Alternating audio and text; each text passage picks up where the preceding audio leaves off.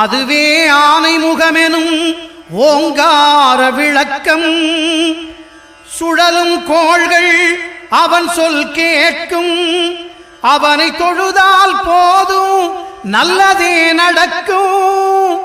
ஆனை முகனை தொழுதால் நவக்கிரகங்களும் மகிழும். நல்லதே நடக்கும், நல்லதே நடக்கும்.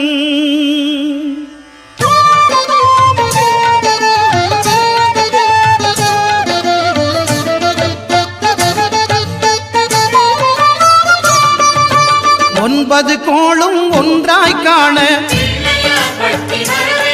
அங்கு கற்பகம் என்னும் கடவுளின் மெய்யில்.